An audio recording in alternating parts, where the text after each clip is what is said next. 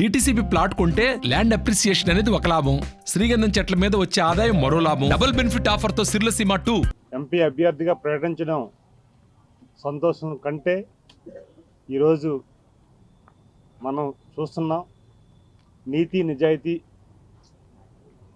Discipline equal ఒక వ్యక్తి మనందరికీ తెలుసు, గౌరవనీయులు పుష్పాటి అశోక్ గజరాజు గారు నా పేరు మద్దతుగా తెలిపి ఆయన ప్రకటించడం, నా పేరు ప్రస్తావన చేయడం, వారు పక్కన కూర్చొని వారు ఈరోజు దేశం మొత్తం మన నియోజకవర్గం మన పార్లమెంటుతో పాటు దేశం మొత్తం సేవలు అందించి బెస్ట్ లీడర్గా ఆ రోజు ప్రధానమంత్రి గారు మోడీ గారితో కానీ తెలుగుదేశం పార్టీ జాతీయ అధ్యక్షులు గౌరవనీయులు ముఖ్యమంత్రి గారు ఆనాటి ముఖ్యమంత్రి గారు చంద్రబాబు నాయుడు గారు అవ్వచ్చు, లేకపోతే యావత్తు భారతదేశంలో ఉన్న ప్రముఖులు అవ్వచ్చు, వారి పట్ల వారి పనితీరు పట్ల ప్రత్యేకంగా చెప్పవలసిన లేదు. ఇన్ని ప్రశంసలు వచ్చి మనం చూసాం. వారు నిజాయితీ గల పార్లమెంటుకి ఆయన స్థానానికి తెలుగుదేశం పార్టీ అలాంటి పెద్ద వ్యక్తి మహానున్న వ్యక్తి స్థానంలో నాకు అభ్యర్థిగా ప్రకటించడం అనేది నేను జీవితంలో మరుపురానిది. ఎంత బాధ్యతగా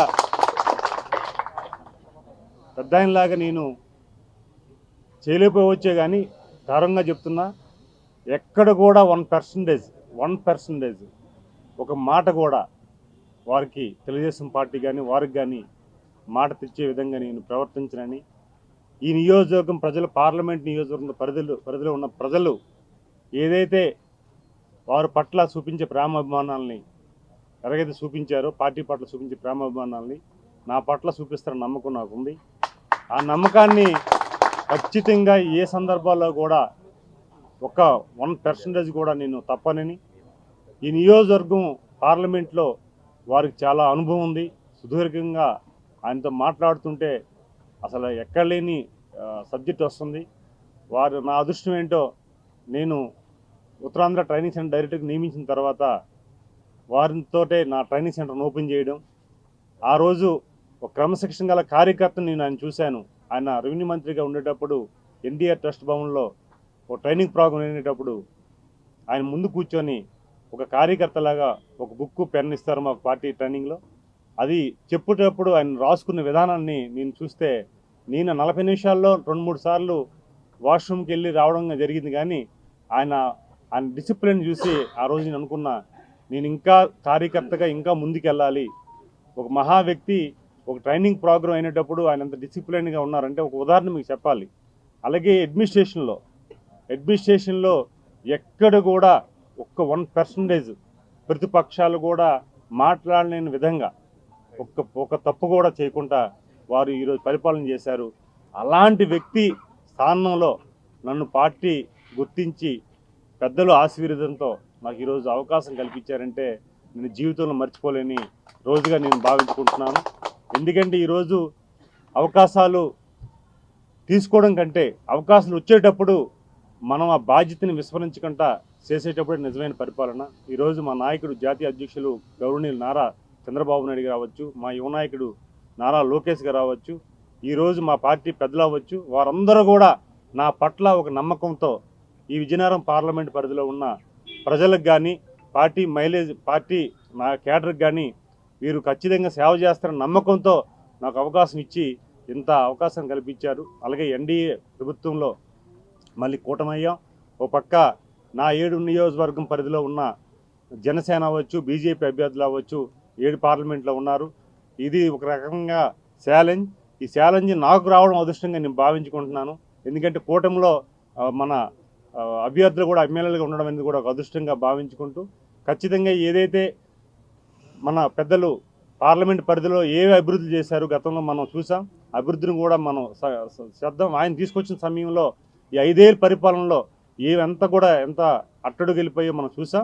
అవన్నీ కూడా ఒకసారి రివ్యూ చేసుకొని వారి సూచనలు తీసుకొని ఈ నియోజకవర్గం పార్లమెంట్ పరిధిలో ఉన్న ఏ అభివృద్ధి కార్యక్రమం ఎన్డీఏ టైంలో కానీ మా ముఖ్యమంత్రి చంద్రబాబు నాయుడు ఇచ్చిన టైంలో కానీ ఆ పనులు పెండింగ్ ఏ ఉన్నాయో అవన్నీ కూడా పరిపూర్ణంగా ఈ 5 ఏళ్ళు రానున్న 5 ఏళ్ళలో అవి ఖచ్చితంగా చేస్తామని తెలియజేసుకుంటూ ఈరోజు 7 నియోజకవర్గాలు ఉన్న తెలుగుదేశం పార్టీ కేడర్కి ఈరోజు ఒక సామాన్య కార్యకర్తకి ఇచ్చే గౌరవాన్ని మనం కూడా ప్రస్తావన చేసుకోవాలి.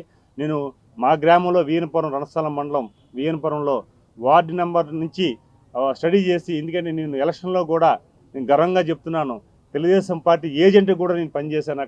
అక్కడి నుంచి గ్రామ స్థాయి అధ్యక్షుడు కూడా చేశాను. అదే సమయంలో నియోజకవర్గం సమన్వయకర్తగా పనిచేశాను. అదే సమయంలో నాకు జిల్లా తెలుగుయువత అధ్యక్షుడిగా చేశారు. పొందూరు మార్కెట్ కమిటీ ప్రతిష్టాత్మకమైన ఉత్తరాంధ్రలో ఉన్న అతి పెద్ద మార్కెట్ కమిటీకి మార్కెట్ యార్డ్ చైర్మన్ చేసి ఆ రోజు గవర్నర్ చంద్రబాబు నాయుడు గారితో బెస్ట్ అవార్డు కూడా తీసుకున్న సందర్భాలు ఉన్నాయి. అదే సమయంలో నా కనిదారు ఉద్యమం గిరిజనుల కోసం పోరాటం చేసేటప్పుడు ఆ రోజు గవర్నీయులు చంద్రబాబు నాయుడు గారు నాకు సమన్వయకర్తగా నియమించి ఆ పోరాటాన్ని గిరిజనులకి ఆ కొండని గ్రానైట్ కొండని అప్పగించే వరకు నాకు ఆయన బాధ్యతలు అప్పచెప్పి చేశారు. అలాగే ప్రతి సమయంలో కూడా ప్రతి సందర్భాల్లో కూడా నన్ను ఒక కార్యకర్త నుంచి ఈరోజు ఒక పార్లమెంట్ ఎంపీగా ఎంపిక చేసి నన్ను ముందుంచినందుకు ముందుగా వారికి తెలుగుదేశం పార్టీ నాయకత్వానికి ప్రతి ఒక్కరికి పేరు పేరున కృతజ్ఞతలు, ధన్యవాదాలు, నమస్కారాలు తెలియజేసుకుంటూ ఈరోజు స్టడీ చేస్తున్నాం. ఈరోజు నిన్ననే నేను యాక్చువల్గా హెచ్ఆర్ నియోజకవర్గానికి ఎమ్మెల్యేగా పోటీ చేయాలని నా ప్రయత్నాలు నేను చేశాను. అది వాస్తవం, మీ అందరికీ కూడా తెలుసు. అయితే ఒక అవకాశం అనేది ఒక సందర్భాల్లో మనం పొత్తులో భాగంగా అది ఇచ్చినప్పుడు నేను కూడా ఎక్కడ డిఫర్ అవ్వలేదు. ఎక్కడ కూడా పార్టీ నిర్ణయాలు కొన్ని ఉంటాయి. మనం ఒక వ్యవస్థ, ఒక వ్యక్తిని మనకే చాలా ప్రాబ్లమ్స్ ఉంటాయి. ఇది ఒక వ్యవస్థలో చాలా ఇబ్బందులు వస్తాయి. దాన్ని ఎప్పుడు డిఫర్ అయ్యి అవ్వకూడదని నా కేడర్కి, నా ప్రజలకి, నా కుటుంబ సభ్యులకి నేను నచ్చచెప్పి ఖచ్చితంగా తెలుగుదేశం పార్టీకి ఒక కార్యకర్తగా ఏదైతే ఆ దేవాలయానికి ఒక పూజారిగా నేను పనిచేసి 25 సంవత్సరాలు ఉన్నానో ఖచ్చితంగా అది ఆ దేవుడు అనుగ్రహం ఉంటుందని తెలుగుదేశం పార్టీ నాయకత్వం పార్టీ నమ్మకంతో, అలాగే పెద్దవారు అశోక్ గజపతి గారి నమ్మకంతో నేను ఈరోజు అందరి నాయకత్వం నమ్మకంతో ఈరోజు నేను పనిచేసి ఈరోజు నాకు అరుదైన అవకాశం ఇచ్చారు. అవకాశాన్ని ఏ రకంగా వినియోగించుకోవాలో నాపై ఉంటుంది. అది నేను స్టడీ చేసి నాకు తెలియని విషయాలు తెలుసుకొని ఏ విధంగా ముందుకెళ్ళాలి, నాకు ఇచ్చిన పరిధిని కొంత మించి పరిధిని నాకు అవకాశం ఇచ్చింది పార్టీ కనుక ప్రజలు కూడా రేపు రాబోయే ప్రజలు కూడా ఇస్తున్నారు. నాకైతే నమ్ముతున్నాను. ఎందుకంటే ఈరోజు ఎన్డీఏ ప్రభుత్వంలో తెలుగుదేశం ప్రభుత్వం వారు కలిసి ఉండడంతో, శ్రేయపూర్వకంగా ఉండడంతో ఈరోజు చంద్రబాబు నాయుడు ముఖ్యమంత్రి అవ్వాలని సంకల్పం ప్రతి ఒక్కరిలో ఉంది. అది సామాజికంగా వర్గాల్లో కానీ, ఉద్యోగ వర్గాల్లో కానీ, అన్ని రంగాల్లో కూడా అన్ని వర్గాల్లో కూడా స్పష్టంగా కనిపిస్తుంది. అలాగే ప్రధానమంత్రి గారు మోడీ గారు అవ్వాలని ప్రతి ఒక్కరు కోరుకుంటున్నారు. అలాగే పవన్ కళ్యాణ్ గారి నాయకత్వాన్ని ఈ రాష్ట్రానికి ఆయన ఈ రాష్ట్రంలో తెలుగుదేశం ప్రభుత్వం, ఉమ్మడి ప్రభుత్వం ఉండాలని ఆయన త్యాగం చేశారు. ఆ త్యాగాన్ని కూడా ప్రజలు గుర్తిస్తున్నారు. ఇవన్నీ కూడా ఒక కలయిక. ఈ కలయికని ఖచ్చితంగా రేపు మంచి మెజారిటీతో, పెద్దల సహకారంతో, పెద్దల సూచనలతో, పెద్దల ఆశీర్వాదంతో ఈ నియోజకవర్గం పార్లమెంట్ పరిధిలో ఉన్న ప్రతి ఒక్కరూ ప్రజలు ఆశీర్వాదంతో నేను మంచి మెజారిటీతో వస్తున్న నమ్మకం, విశ్వాసంతో నాకు ఉంది. రేపు భవిష్యత్తులో పెద్దలు ఇచ్చిన సూచన ప్రకారంగా వారు ఏదైతే విజనరీతో ఈ పార్లమెంట్ని ఆదర్శంగా తీర్చిదిద్దారనేది మనందరికీ తెలుసు. ఆ విజనరీని నేను ఖచ్చితంగా అమలు చేయడానికి నా ప్రయత్నం చేస్తాను. అయితే 100% నేను చేయిస్తున్నా, లేకపోతే కొద్ది చేస్తానని నేను చెప్పలేను. కానీ భవిష్యత్తులో దాన్ని రీచ్ అవ్వడానికి అట్లీస్ట్ సార్ ఆలోచనల్ని ఆయన అమలు చేయడానికి నేను ప్రయత్నం చేస్తాను తెలియజేసుకుంటూ, చంద్రబాబు నాయుడు గారు, నారా లోకేష్ గారు ఏ నమ్మకంతో ఖచ్చితంగా వెళ్ళి నాయకత్వాన్ని ఒక పెద్ద వ్యక్తి నుంచి నాకు అవకాశం కల్పించిన వారికి, అలాగే వీరు కూడా ఖచ్చితంగా ఈయన చేస్తారని నమ్మకంతో నాకు వారు అనుమతి ఇవ్వడం, ఇవన్నీ కూడా ఈ నియోజకవర్గం ప్రజలతో పాటు, ఈ పార్లమెంట్ పరిధిలో ఉన్న నాయకులతో పాటు వారందరూ కూడా పేరు హృదయపూర్వ నమస్కారాలు తెలియజేసుకుంటూ, 7 నియోజకవర్గాల మీద నాకు అవగాహన ఉంది. ఒక పక్క ట్రైనింగ్ ప్రోగ్రామ్ చేసినప్పుడు కానీ, అలాగే ఉమ్మడిగా పొందూరు మార్కెట్ కమిటీ అప్పుడు సిబిర్బిల్లికి, హెచ్ఆర్లకి ఉమ్మడిగా ఉండేది కాన్స్టెన్సీ. ఆ యాక్టివిటీస్లో కూడా నేను వచ్చేవాడిని విజయనగరం జిల్లాకు సంబంధించి. అలాగే ఇతర ప్రాంతాల్లో మన పత్రికా మిత్రులు కూడా తెలుసు, ప్రతి యాక్టివిటీస్లో కూడా నేను ఇన్వాల్వ్ అయ్యాను. నాకు సంబంధం లేదని కాకుండా ప్రజా సమస్య ఏదున్నా సరే, ఒక సాలూరు నియోజకవర్గంలో గిరిజనులందరూ కూడా ఆదర్శంగా ఒక రోడ్డు వేసుకున్నారంటే అక్కడికి వెళ్ళి వారికి ఒక 25,000 రూపాయలు ఆ రోజు ఇచ్చాను. అక్కడ నేను పోటీ చేస్తున్నాను కాదు, లేకపోతే కాదు, ఒక ఆదర్శమైన భావాలు ఉన్న వ్యక్తుల కోసం కలవడం, ప్రజలను కలవడం, వారి పట్ల ప్రేమను చూపించుకోవడం, వారి పట్ల మా పట్ల వారిని దగ్గర చేసుకోవడం అనేది నాకు అలవాటు. అలాగే చాలా ఇన్సిడెంట్లు, అలాగే ప్రత్యేకంగా ఇక్కడ ఈ నియోజకవర్గం సంబంధించి నేను ట్రైనింగ్ ప్రోగ్రాం అయిన తర్వాత దాదాపు 10 ఏళ్ళు ఇక్కడే ఈ చెట్ల కిందే, అలాగే ఇక్కడ ఈ బంగ్లాలోనే ఉండి వారు పనితీరు కానీ, లేకపోతే పార్టీ నాయకుల పనితీరు కానీ స్వయంగా చూసి ప్రతిరోజు వారానికి 2-3 సార్లు ఇక్కడికి వచ్చి ఇక్కడ ఉండి ఇవన్నీ సమీక్షించాను. అలాగే నియోజకవర్గాలు కూడా నేను దాదాపు అప్పుడు నేను గజపతి నగరం నేను పార్టీలో సమన్వయకర్త కూడా కొన్నాళ్ళు ఇన్ఛార్జిగా పరిశీలనకు వెళ్ళాను. అలాగే బొబ్బులు వెళ్ళాను. అలాగే అదే సమయంలో విజయనగరం కూడా ఒక సందర్భంలో వచ్చాను సారు మా మంత్రిగా ఉండేటప్పుడు. అలాగే నేను రాజాం, చెప్పురుపల్లి, మా ఇచ్చేళ్ళ సొంత నియోజకవర్గం, ఇవన్నీ కూడా 7 నియోజకవర్గాలు అందరూ కూడా తెలుసు, కేడర్ తెలుసు, ప్రజలు తెలుసు. ప్రజలు ఏ రకంగా ఇబ్బంది పడుతున్నారో అవన్నీ కూడా చూసాం. అలాగే సార్ కూడా ఒకసారి నాకు దాదాపు ఒక 6 ఏళ్ళ కిందట ఒక ప్రాజెక్ట్ చెప్పారు. నేను మురళి గారు ఒక ప్రాజెక్ట్ చేసాం. ఈ నియోజకవర్గం సంబంధించి ప్రతిపక్షాలు మనం ఉన్నాం.